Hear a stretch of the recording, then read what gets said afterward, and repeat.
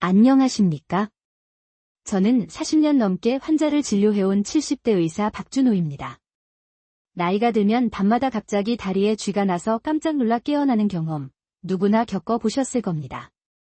저 역시 아내 이선영 씨가 잠결에 여보, 다리에 쥐가 났어 하고 깨우는 바람에 잠을 설치곤 합니다. 의사인 저도 순간적으로 당황할 정도이니 여러분이 얼마나 고통스러우실지 누구보다 잘 압니다. 무릎도 아프고 허리도 불편한데 여기에 다리쥐까지 더해지면 정말 삶이 괴롭게 느껴질 때가 많지요.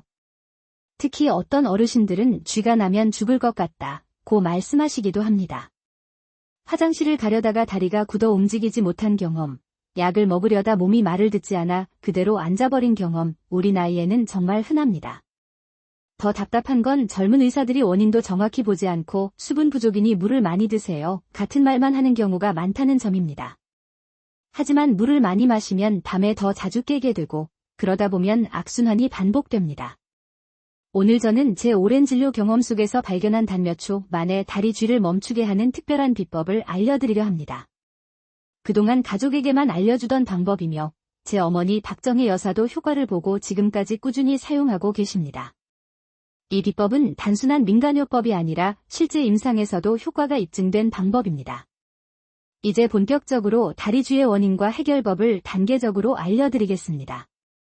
잠결에 쥐가 나 자주 깨어나는 분들은 대부분 몇 가지 공통적인 원인에 속합니다.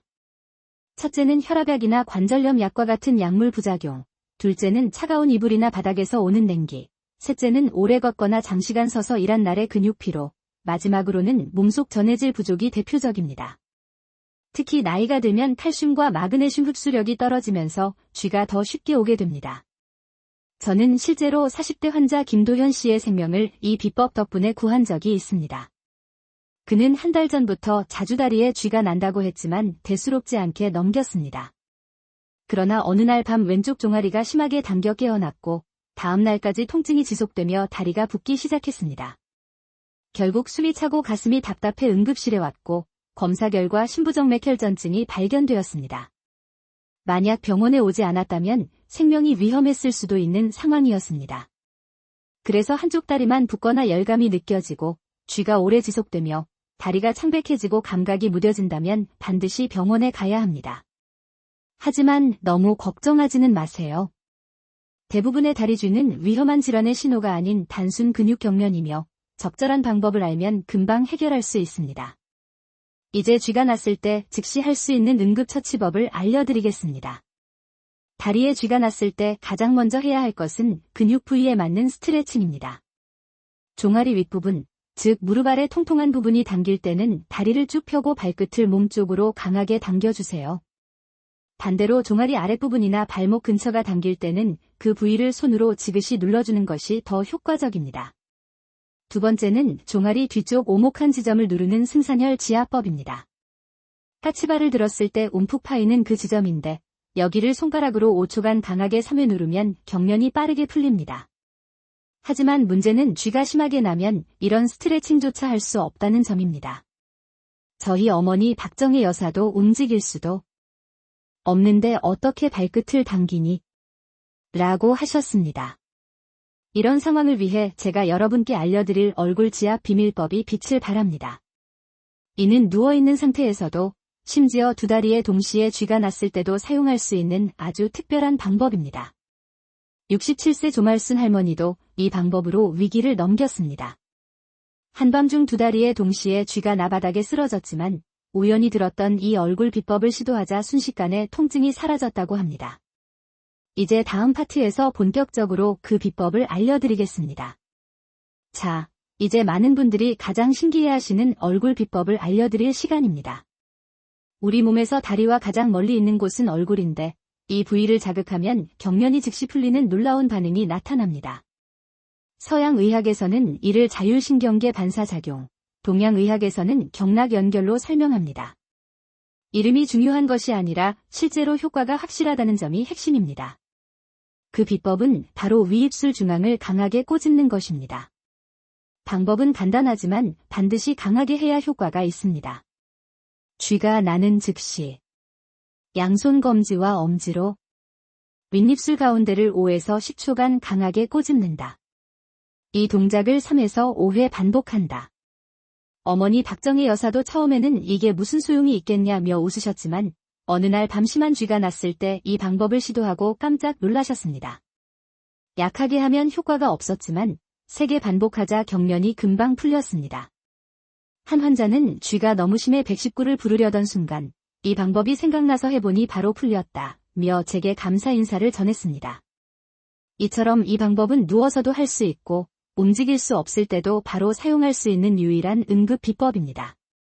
다음 파트에서는 스트레칭 없이도 다리를 바로 풀 수 있는 또 다른 효과적인 방법을 알려드리겠습니다.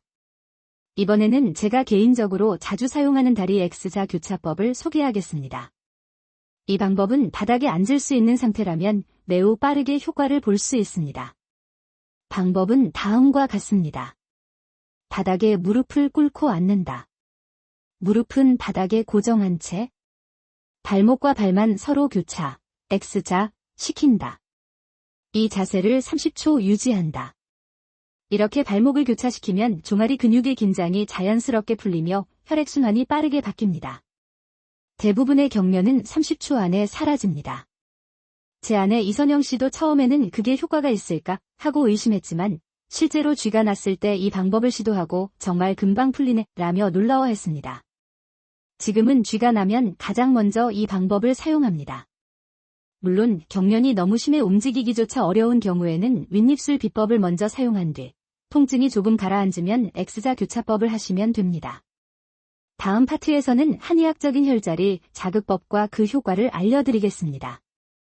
한의학에서는 다리 쥐를 빠르게 풀어주기 위한 특별한 혈자리 지압법이 있습니다. 대표적인 3가지 혈자리를 소개하겠습니다. 양능천. 무릎 바깥쪽 아래 오목하게 들어간 자리. 이곳을 5초간 강하게 누르면 근육 뭉침이 빠르게 풀립니다. 중도혈. 발목과 무릎 중간 지점의 다리 안쪽. 혈액순환을 촉진해 쥐가 빨리 풀리는데 효과적입니다. 승산혈.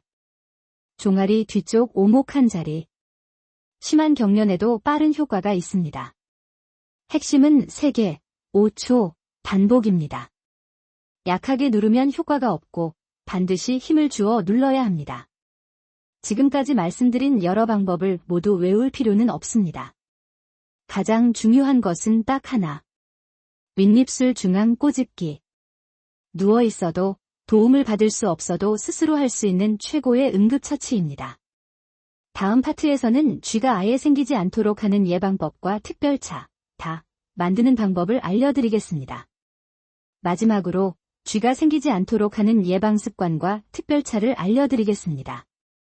저는 이 방법들을 어머니와 아내에게 직접 알려드렸으며 실제로 큰 효과가 있었습니다. 까만색 체크표 취침 전 예방 습관 3가지. 키캡일 따뜻한 물에 발 5분 담그기. 혈액순환을 도와 밤중 경련을 예방합니다. 키캡이 발끝을 살짝 높여 자기.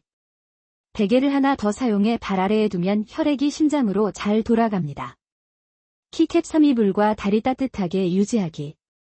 특히 겨울에는 다리가 차가우면 쥐가 더 잘 납니다. 양말은 너무 꽉 끼지 않는 것으로 선택하세요. 까만색 체크표 집에서 만드는 특별차. 필요한 재료.